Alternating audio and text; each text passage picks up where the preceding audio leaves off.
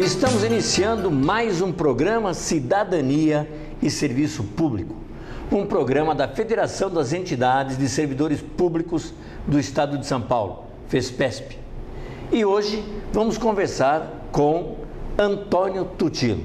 O Antônio Tutilo, líder há anos, há décadas do funcionalismo público, hoje preside a CNSP, Confederação Nacional dos Servidores Públicos. E com a fundação da Pública Central do Servidor, ele também assume a vice-presidência. Voltamos já já.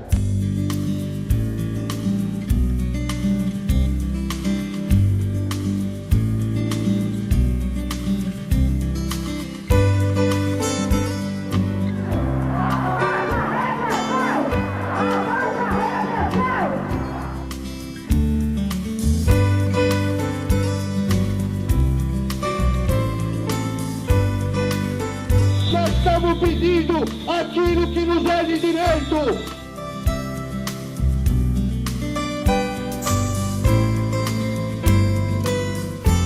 Estamos de volta com o programa Cidadania e Serviço Público, um programa da Federação das Entidades de Servidores Públicos do Estado de São Paulo, FESPESP. Hoje conversando com Antônio Tutilo. Antônio Tutilo, servidor público aposentado, trabalhou muitos anos na liderança lá na Assembleia Legislativa, com o orçamento do Estado, portanto um grande conhecedor do orçamento do Estado. Vamos falar sobre isso. E o Antônio Tutilo também é presidente da CNSP, a Confederação Nacional dos Servidores Públicos, e vice-presidente da nova central, a Pública Central do Servidor. Tudo bem, Tutilo? Tudo bem, graças a Deus. É com alegria que mais uma vez a gente está aqui, agradecendo o convite, porque a FESPESP tem esse programa há muito... Quantos anos já agora?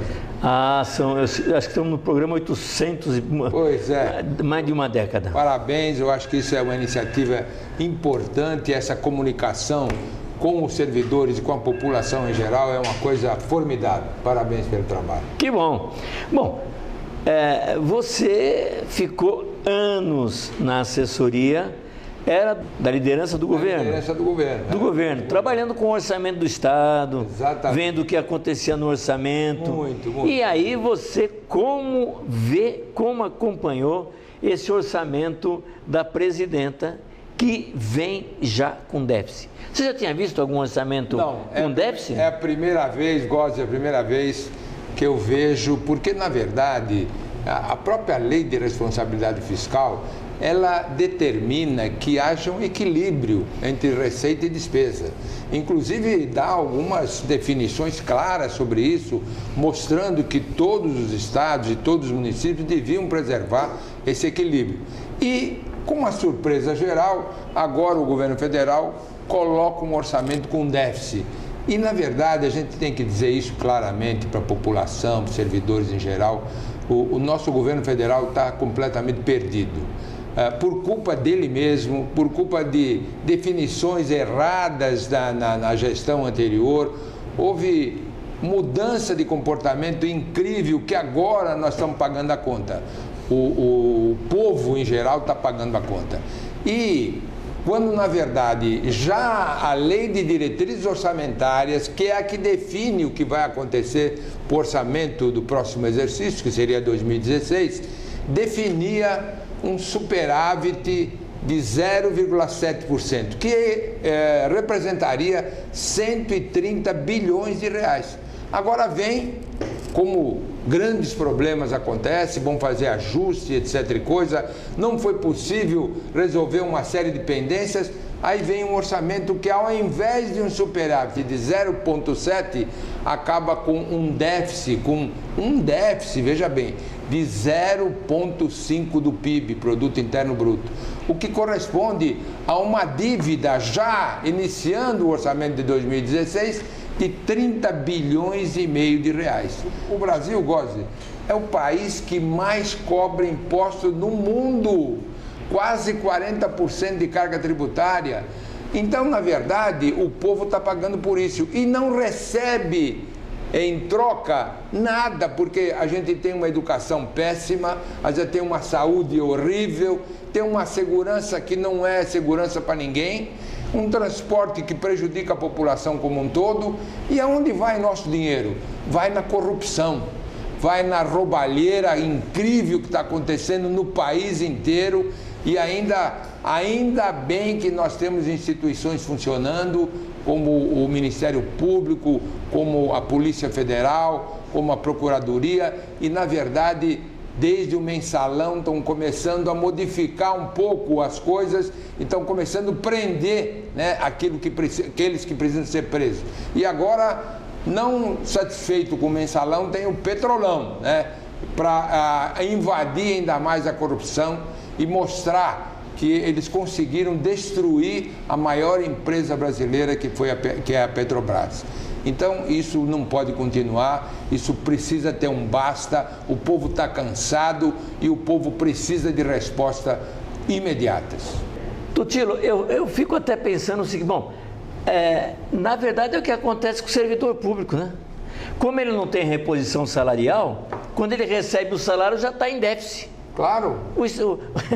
A presidente fez igual, chamando em déficit. Mas uma coisa interessante ainda, antes da gente falar aqui do estado de São Paulo, será que isso, eu fico pensando às vezes, não foi uma forma da deputada, da presidente mexer com o Congresso? Porque o Congresso tem verba para isso, verba para aquilo, aumento disso, aumento daquilo. E ela diz assim, bom, se tem que cortar, corta vocês, corta tudo de vocês. Você acha que não? Pois é, a propósito, você colocou bem um problema, Gozi. E hoje eu estava vendo uma notícia na internet em que dizia o seguinte: a cada reunião do Congresso noturna, o Congresso gasta R$1 milhão. R$1 milhão em cada reunião noturna. Por quê? Porque ele convoca 2.500 funcionários e paga a hora extra para esses funcionários. Nem todos ficam até o final, uns 500, 250 ficam até o final, mas todos ganham hora extra. Então, aí vai mais, será que não dá para cortar? Dá para cortar. Corta vocês. Claro que dá para cortar, corta vocês, né? E na verdade, o que existe hoje é uma guerra política entre o Congresso, Câmara e Senado e o Executivo. Quer dizer, na verdade, a Dilma, que já não tem credibilidade, o governo que não tem credibilidade, o Congresso faz o quê? Ataque. Ataque, só que às vezes de uma forma responsável e às vezes de uma forma irresponsável. Então o que eles estão querendo é ter uma destruição, quanto pior, melhor, né? Na verdade, o povo não merece isso, o povo precisa de estadistas.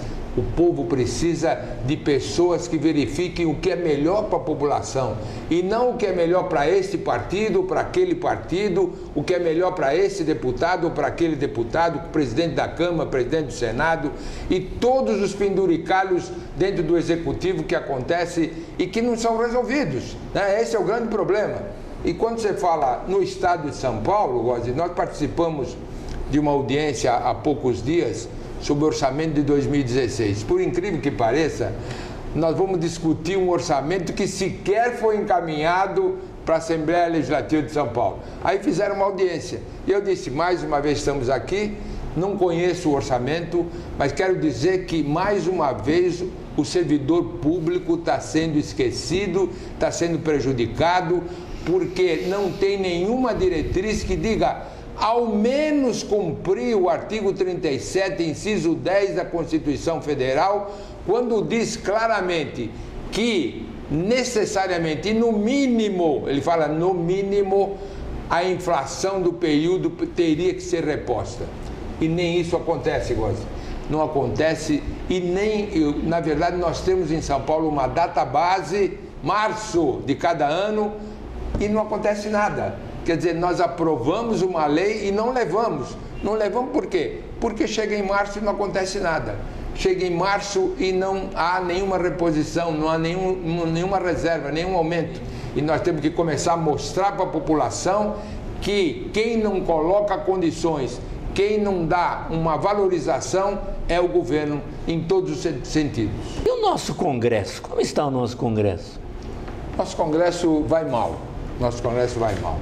Eu estou dizendo isso porque a gente fala sempre do executivo, mas verdade. tem um congresso aí também que faz andar ou barra algumas coisas. É verdade, e o Góes tem razão, porque quando se culpa o executivo, e na verdade ele faz por quê, né, para a gente criticar, porque a coisa não está bem elaborada, não está bem planejada, e decisões que já comentamos da gestão anterior, que era do mesmo partido, deram um rumo completamente errado na nossa economia, e hoje nós estamos pagando a conta. Mas o Góes diz assim, e o Legislativo, e o Congresso Nacional? Porque, na verdade, tem que ter uma harmonia, né? Diz que temos que ser harmônicos, né? O Executivo, o Legislativo e o Judiciário.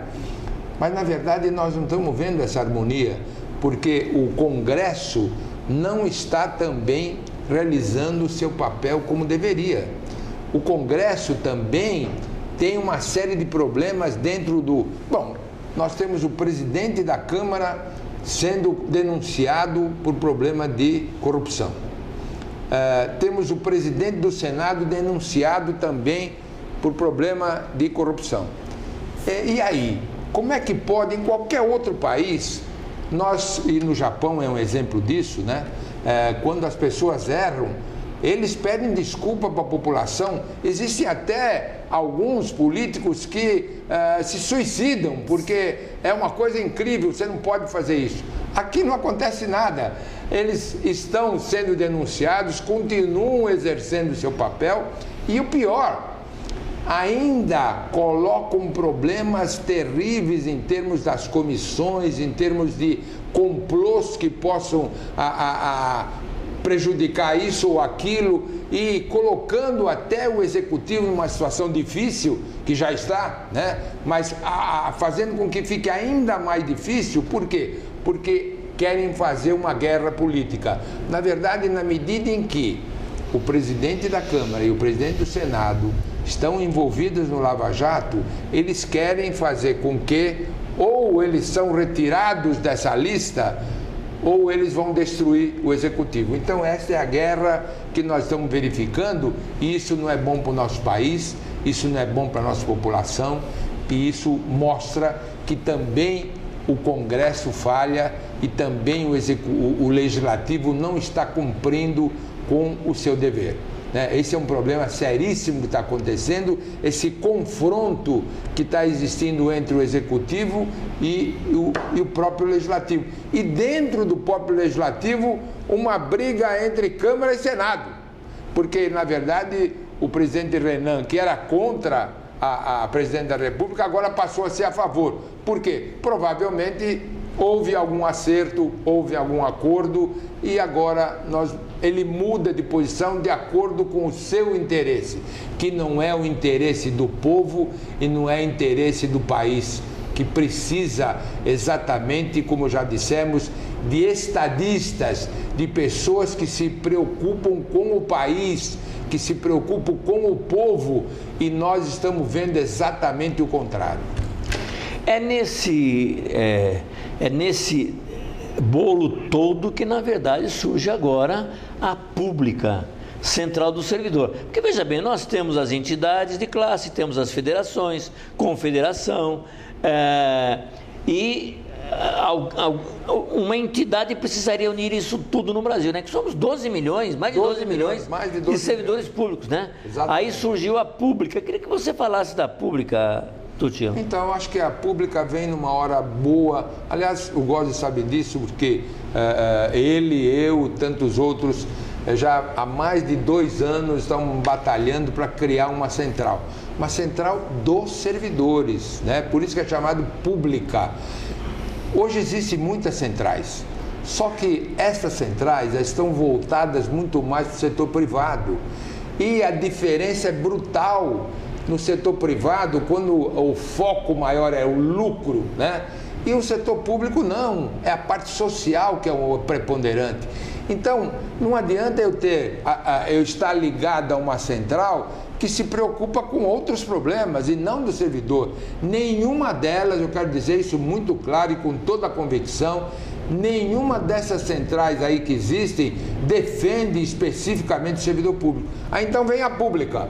A pública vai, realmente tem grande objetivo, é a valorização do servidor público. O grande objetivo é defender o servidor público, fazer com que também defenda a população. É isso que nós falamos no outro programa, em que a população precisa ter um relacionamento maior e a pública tem a obrigação de fazer isso. Nós temos que mostrar para a população quais são os problemas que estão acontecendo no nosso país. Nós queremos atender bem a população. É nossa obrigação atender melhor a população, só que nem sempre nos dão condições para que isso aconteça. Tanto na parte da prefeitura do Brasil inteiro, como na parte dos estados e como na parte do governo federal. Então é preciso que a pública realmente se interesse por isso. Eu dizia até ultimamente em que nós devemos não só mostrar que não temos condições de trabalho, mas a pública tem que começar também a se interessar pelas metas do governo, seja na prefeitura A, prefeitura B, ou estado A, ou estado B, ou no governo federal. Quando existe um orçamento, existem metas a serem definidas e conquistadas, e depois ninguém mais se preocupa com elas. E o governo também não cumpre a maioria das metas e ninguém fica sabendo. Então nós temos obrigação de ter uma equipe em que a gente possa realmente acompanhar esta meta na saúde, essa outra meta na educação, essa meta na segurança, no transporte e tantas outras coisas. Foram ou não foram cumpridas? Por que não foram cumpridas? Uma das coisas que foi levantada agora, a saúde, que é um grande problema para o Brasil. Sabe quanto foi cumprido em termos deste orçamento de 2015? 32%, gente. 32%, já estamos no mês de setembro e do orçamento que foi aprovado só se realizou 32%. E o povo precisa saber disso. Não só disso, o povo precisa saber de tudo. Então a pública vem para fazer esse papel, um papel de defesa da sociedade. A sociedade precisa entender que ela tem que estar unida também ao servidor, e como disse o Gozzi agora recentemente, o servidor é o que comanda as ações, o servidor é que está em todos os lugares, é aquele que tem que atender bem a população. Então nós temos que dar condições para ele fazer isso. E nós queremos também ter um diálogo com o governo. A pública tem a condição de fazer respeitar a Convenção 151 da Organização Internacional do Trabalho, quando diz que tem que haver um diálogo entre o empregado e o empregador. O empregador do servidor público é o governo federal, é o governo estadual, é o governo municipal. Nós temos que ter essa ligação, temos que ter esse diálogo que está na Convenção 151 e que não é respeitada. Não se respeita. Inclusive, por exemplo, o servidor tem direito à greve. Isso está sendo regulamentado? Não, porque precisa regulamentar. Já existem projetos aí em que, na verdade, se coloca proibição em tudo. Então, não é projeto. Foi um projeto recentemente aí colocado no Congresso em que se proibiu tudo. Então, não é assim que se regulamenta. Nós temos que fazer com que haja o direito à greve, e acho que a pública tem que estar ligada a isso, fazer com que se respeite a Convenção 151 e fazer uma formação, treinamento do servidor para que ele cumpra melhor suas obrigações. Não é só salário, claro que o salário é importante, claro que nós temos que valorizar o salário do servidor, que é um dos que ganham menos é o servidor público, porque não é só a carreira A, B ou C, que às vezes é colocada num alto patamar, mas a grande maioria do servidor público ganha mal. A grande maioria, mais de 50%, corresponde à educação. E a educação ganha mal. A educação que no passado era respeitada, hoje ganha pessimamente. É mal formada e mal treinada. Então nós temos que, a pública tem essa possibilidade de mudança em tudo. E além do mais, uma coisa importante, eu gosto, é que a pública não poderá ter ligação política. nós vemos algumas centrais que são ligadas especificamente a um determinado partido. Nós não queremos isso. No nosso Estatuto da Pública consta que não pode haver filiação partidária. Então, longe de partido. Nós queremos fazer com que a população seja respeitada, queremos fazer com que haja uma valorização do servidor, mas nunca ligada a partido, porque o que fez o governo federal? O governo federal fez com que o imposto sindical fosse distribuído para as centrais, e houve até ultimamente uma informação em que 3 bilhões de reais foram distribuídos para as centrais. E aí a central não critica mais os governos. Por quê? Porque ela está querendo recurso. E os recursos são distribuídos e acaba no 1º de maio, que era um grande dia para mostrar o que estava acontecendo com o país. Hoje nós temos show, hoje nós temos sorteio de carros. E se mostra grandes artistas e não se discute mais os grandes problemas nacionais. Isso não pode acontecer e a pública tem a obrigação de voltar a discutir os grandes problemas nacionais. Como vocês veem, nós não só discutimos as questões do servidor, mas o servidor frente ao cidadão. Claro. Frente àquele que paga impostos, aquele que merece um serviço de qualidade. Sem dúvida. Chegamos ao fim de mais um programa, na conversa aqui com Antônio Tutino, presidente da CNSP e vice-presidente da Pública, Central do Servidor. Fiquem agora com o nosso noticiário.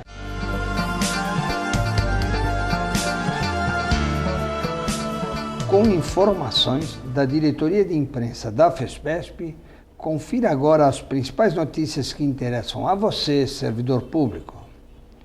Já tramita no Congresso Nacional a proposta de emenda à Constituição, PEC número 135 de 2015, que extingue o abono permanência, instituído pela emenda constitucional 41 de 2003, que corresponde ao valor da contribuição previdenciária mensal do servidor que o requerer, desde que tenha cumprido os requisitos para aposentadoria e opte em permanecer em atividade. Esse benefício foi criado para evitar aposentadorias precoces dos servidores. A medida, que faz parte do pacote de cortes do governo federal para o enfrentamento da crise atual, pode significar um grande prejuízo ao serviço público, pois levará milhares de servidores à aposentadoria. O Senado Federal aprovou o projeto de lei de autoria do senador José Serra, do PSDB de São Paulo, que amplia para 75 anos a idade da aposentadoria compulsória dos servidores públicos, estendendo assim os efeitos da conhecida PEC da Bengala, aprovada recentemente para evitar a renovação imediata do Supremo Tribunal Federal. O projeto havia sido aprovado pelo Senado e sofrido alterações na Câmara, por isso foi novamente apreciado e aprovado pelos senadores. Agora segue para a sanção presidencial. Atualmente, os servidores aposentam compulsoriamente aos 70 anos de idade. A diretoria da Pública, Central do Servidor, estará reunida na próxima terça-feira, 6 de outubro, em Brasília, para tomar uma série de decisões em favor da categoria, neste momento em que diversas medidas do governo federal visam justamente a prejudicar o funcionalismo, entre elas a PEC que extingue o abono permanência. Diversos diretores da FESPESP fazem parte da diretoria da Pública, entre eles o presidente desta entidade, José Gozzi, que ocupa a terceira vice-presidência daquela central. Na próxima terça-feira, dia 6, a partir das 10h30, no plenário Tiradentes do Palácio 9 de Julho, no Parque do Ibirapuera, a ASPAO, a Associação dos Servidores Aposentados e Pensionistas da Alesp, realizará mais uma reunião mensal dos servidores aposentados e pensionistas da Assembleia Legislativa do Estado de São Paulo, onde serão discutidas diversas questões referentes àquela categoria. Devem participar ainda dirigentes da AFALESP e do Sindalesp. Também a ACETEG, a Associação dos Servidores do Tribunal de Justiça, realizará a sua reunião mensal com aposentados e pensionistas na terça-feira, dia 6, pela manhã, seguido do tradicional almoço em sua sede, da Rua Conselheiro Furtado, 93, Centro. O Instituto MOSAP, Movimento dos Servidores Aposentados e Pensionistas, está preparando uma grande mobilização no Congresso Nacional para o dia 11 de novembro, em defesa da PEC 555 de 2006, que extingue gradativamente a contribuição previdenciária dos servidores aposentados e pensionistas. A FESPESP faz parte dessa luta, juntamente com as entidades da Frente Nacional São Paulo em defesa da Previdência. Cidadania e Serviço Público, há 16 anos no ar, de forma ininterrupta, sempre levando tudo aquilo que interessa a você, cidadão, a você, servidor. Visite o novo site da FESPESP na internet, adequado às novas tecnologias e às redes sociais Twitter, Facebook e Instagram, para você acompanhar tudo aquilo que interessa a você, cidadão, a você, servidor. Além disso, você poderá assistir às mais recentes edições do programa Cidadania e Serviço Público na Rede Mundial de Computadores. O endereço você já sabe, é o www.fespesp.org.br. Para entrar em contato, você liga para 11 3104 3836, manda mensagem para o e-mail fespesp@fespesp.org.br. E sempre lembrando que além da TV aberta, você pode acompanhar o programa Cidadania e Serviço Público na internet, em nosso canal no YouTube, no bit.ly/TV FESPESP, e assista ao programa em qualquer lugar do mundo. Uma boa noite a todos e até o próximo programa.